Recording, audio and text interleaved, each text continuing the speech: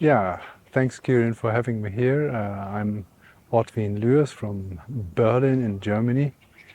I'm a doctor and a medical doctor specialized in psychiatry and psychotherapy. And I have my own consultant practice in Berlin, uh, working with all kinds of clients with different psychological and mental disorders. And I'm specialized in the field of psychotrauma and stress-related disorders.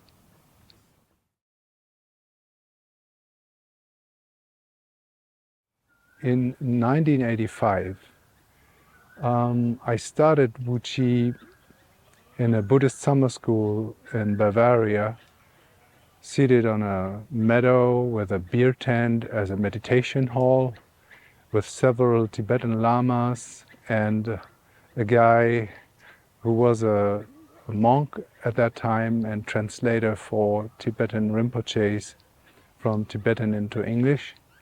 And he was the first person who offered a workshop on Wu Ji in the summer camp. And he had been a disciple of Master Chee Kim Thong. And his name is Thornton Chamberlin. He's still alive and he's living in Hawaii and practicing a bit of Qigong and Wu Ji still now.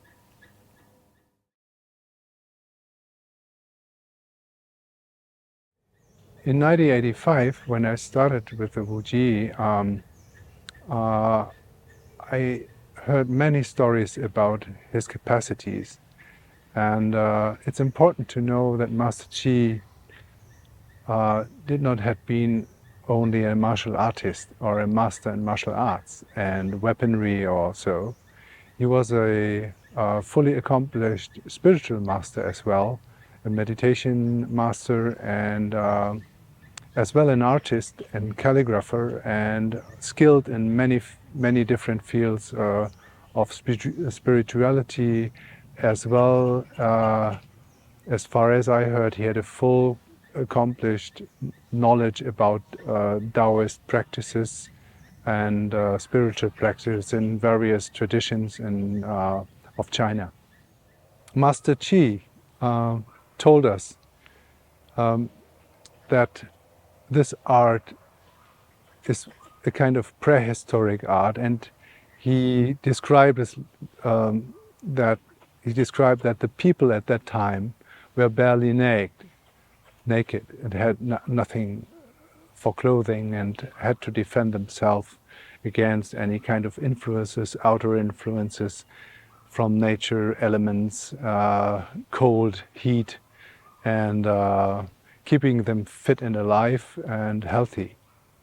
But as well, the art of Wu Ji Quan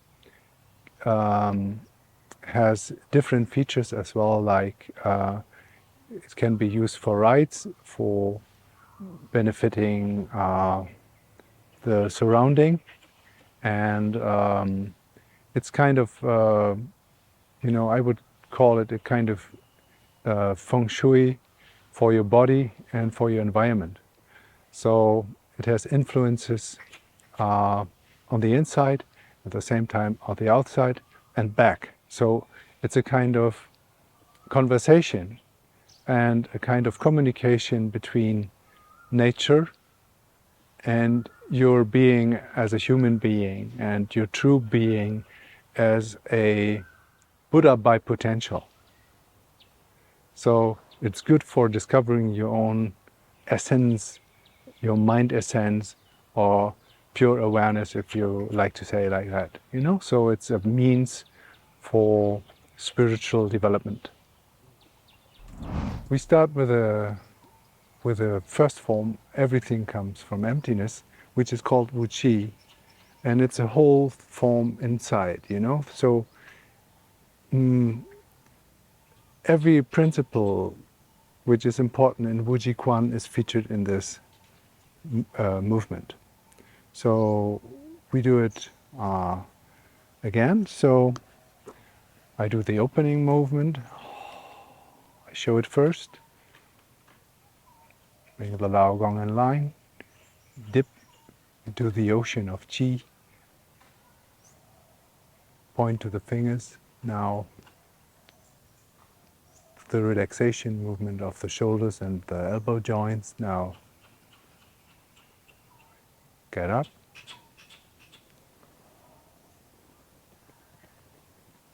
And close. So now I'm rooted and you can try to lift me up. Okay. So we do the normal lifting, you can easily lift me. I'm just... Lift your entire body? Yeah, lift my entire body. Yeah. Okay. And now I do the movement.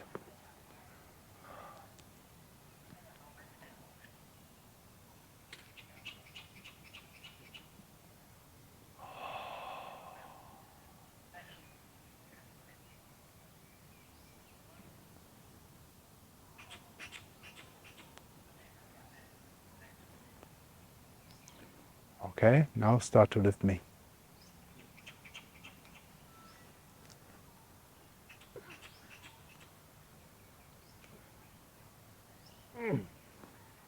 No. See. So it's a proper grounding and rooting together. Could you explain what is happening when you're doing the rooting there? What is the difference between the first time and when you do the form? So the first time, there is no connection. There is no connectivity between the ground and you, and my body. So if you lift me up, I'm just sloppy, I can't do anything. But by doing this movement, you sink your energy into the ground, down to the earth core, if you want so. So the first thing is that you release all tension, and then you activate the microcosmic orbit like that, and you push down the energy far more using your Lao Gong, and by this you root into the ground. You use every amount of gravity without thinking about it. So there's a connection from the Lao Gong to the Earth Chi, is that correct? There are the Yun Chu points and the Lao Gong points, and all four are completely connected if you do this movement. And by this, it's easy going. And I noticed the movement that you had where you brought the arms forward and then down looks very similar to what they do in the first movement of Tai Chi. Yeah. Could you explain more about this movement and how it's used? Yeah. So the Tai Chi movement is much more wide in a way. The Tai Chi, especially the young Tai Chi, tend to widen the arms like this, doing different movements in a way. And in Wu Chi is, I would call it lazy in a way that the elbows are close to the body, protecting the body at the same time. They're not wide open. They are just here and hang loose, and the elbows relax.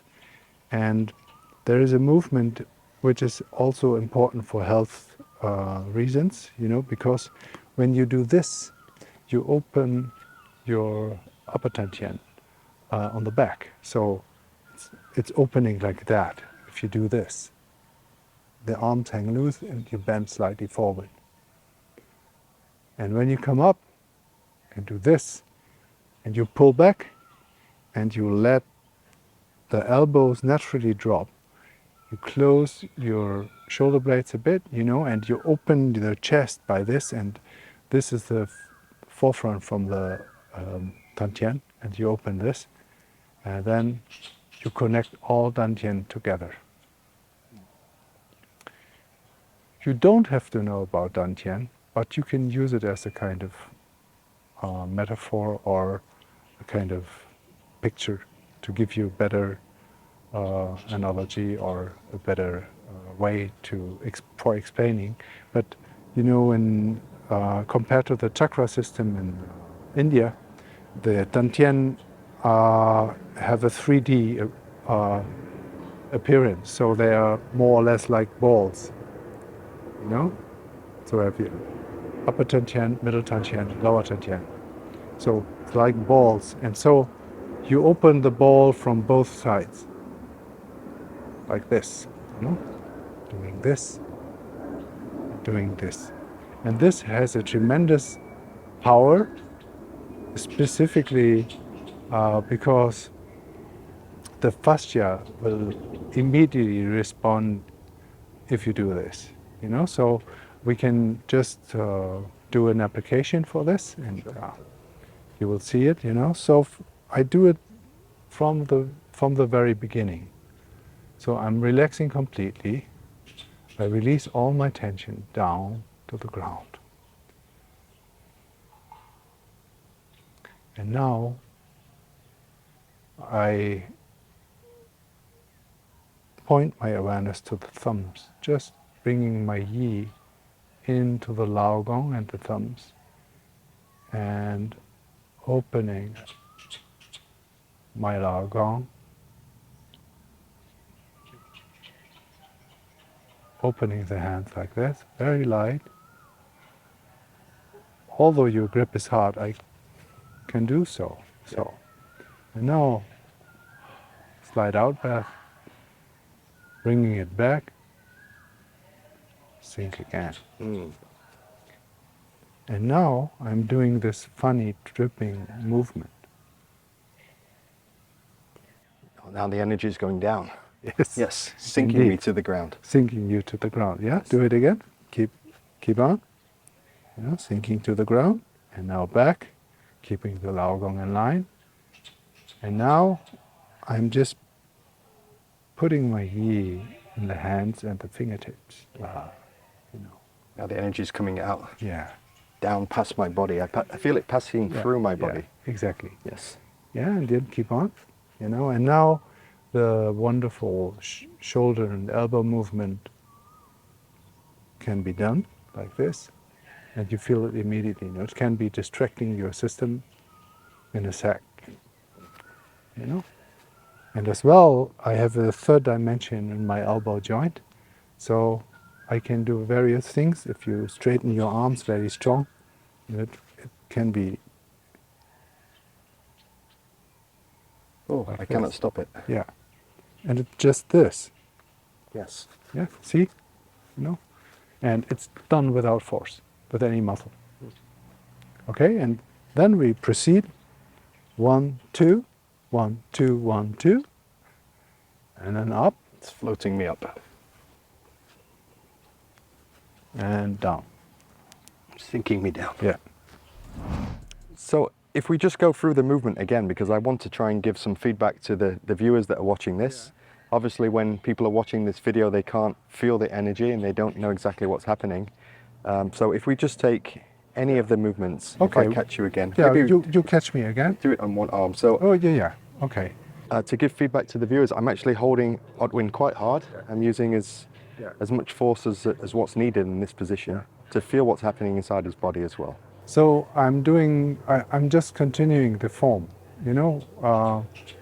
This is just a variation. You know, I'm shifting my weight to the right.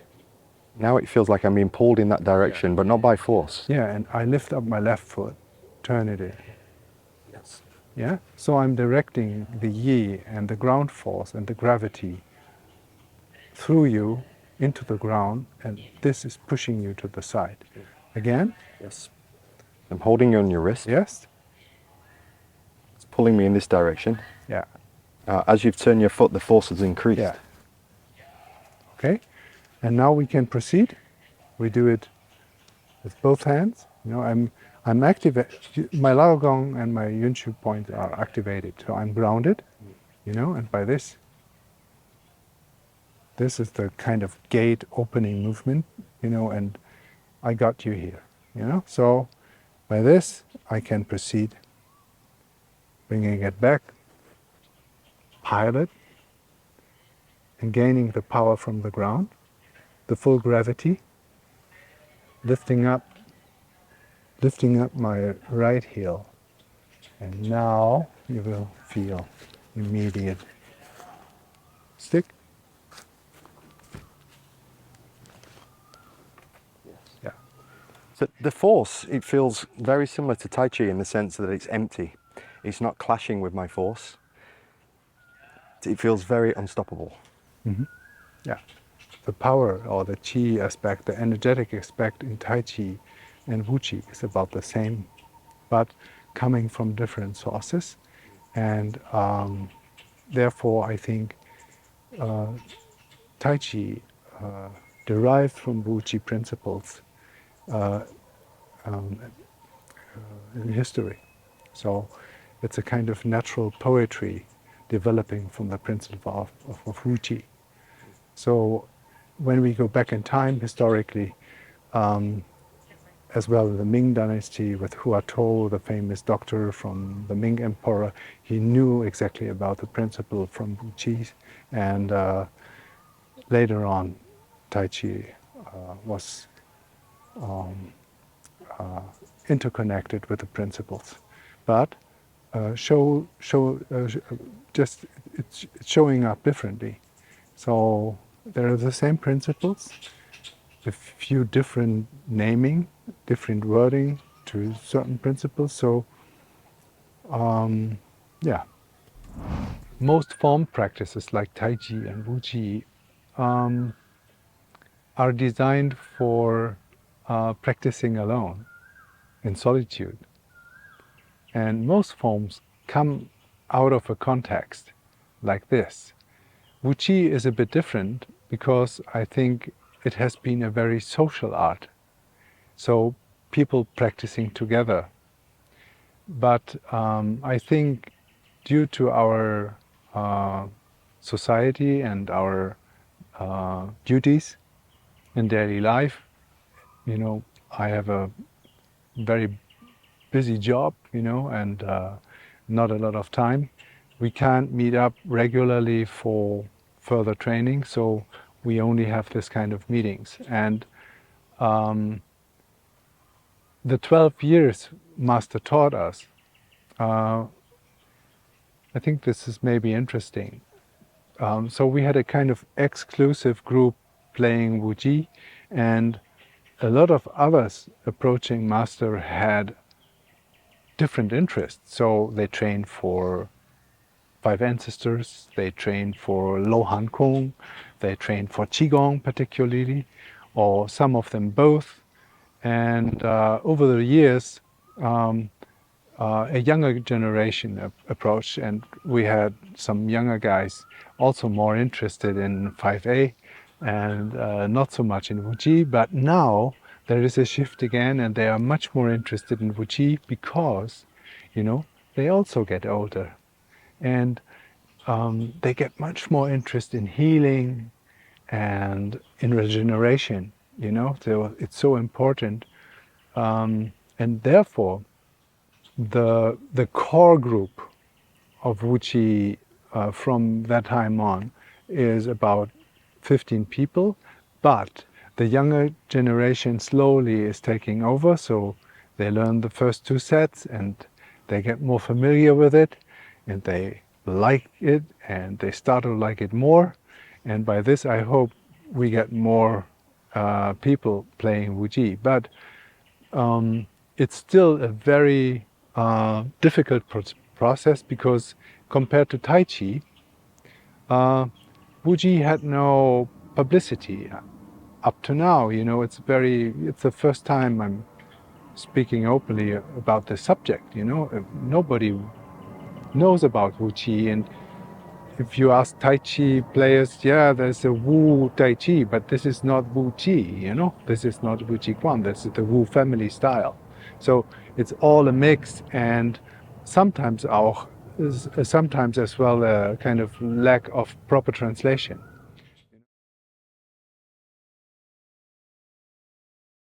So the term Wu Chi is, yeah, what I've heard about is that it's linked to the Tao Te Ching and Lao Tzu.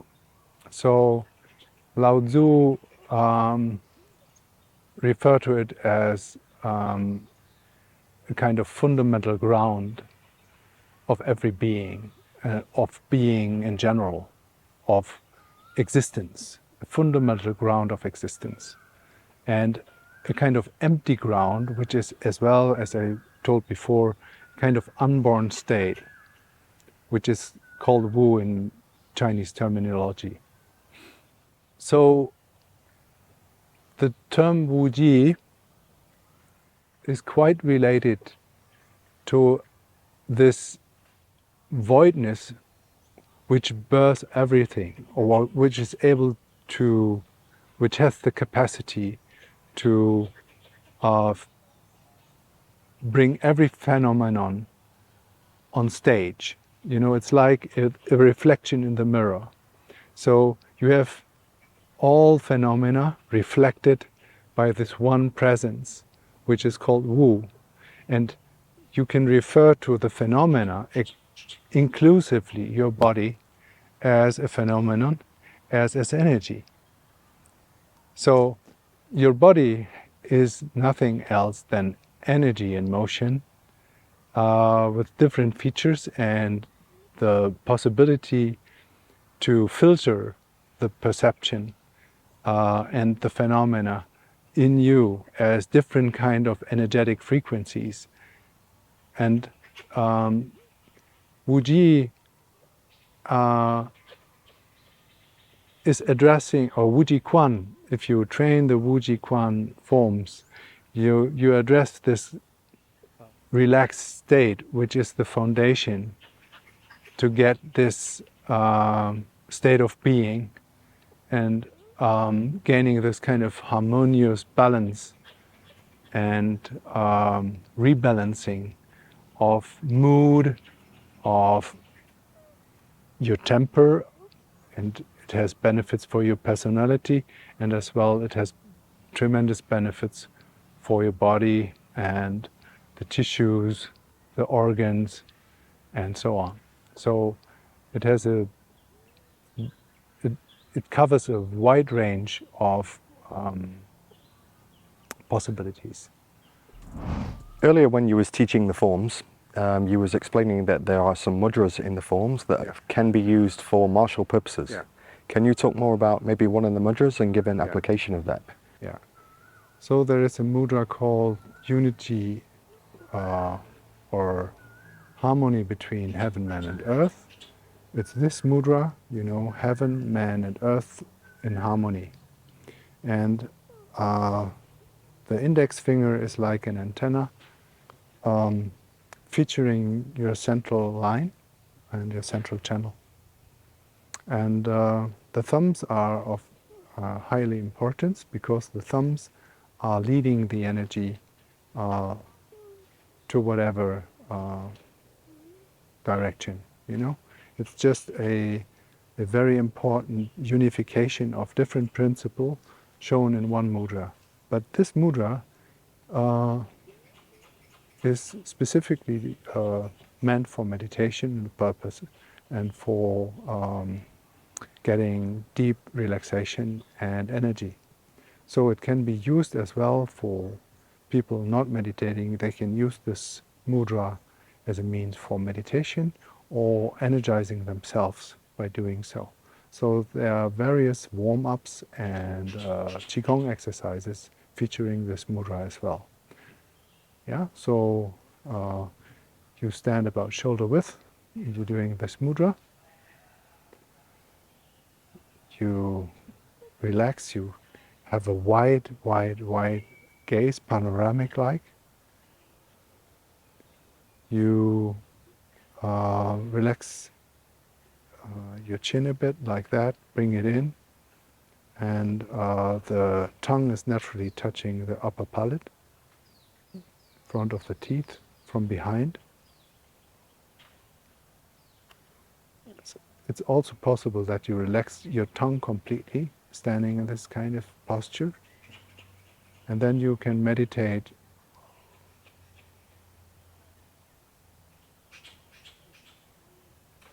either sitting or standing like this. This posture is very energetic. Yeah. I can feel the energy in my fingers now already. Yeah, and if I'm correcting your fingers here, it will be different again. And bring it in front a bit, relax your shoulders. Yeah, okay. Yeah. And when you are like this, you know, this is a kind of flexible block, you know. It's a very flexible block. Yeah. So normally we wouldn't think about mudras that mudras have a use for martial purposes. No. So this can be used as a martial form, very short and very powerful. So we do it one time. You know, I'm just relaxing and I'm opening my Lao Gong. So this is the first one. And now I bring it to the outside, squeezing your energy in. That's very uncomfortable for you, I'm sorry. You know, this is one possibility. The other one, I can do it with one hand as well, you know? Or this way, you know? Same. And as well, it's a good possibility or means to get free of any kind of grabbing, you know? You can't stop me here, you know? Oh, yes. Yeah. Very Yeah. powerful. But as well, if you touch, you know, I can use it To clear the arm. to clear the arm. Or, you know, if I'm using my thumb,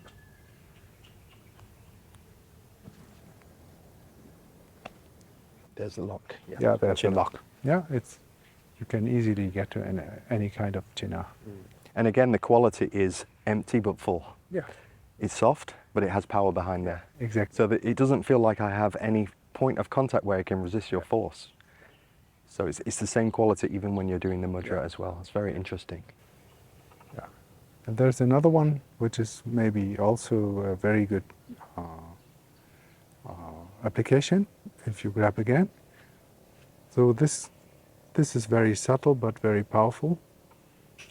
I'm releasing the energy through the index fingers Yes.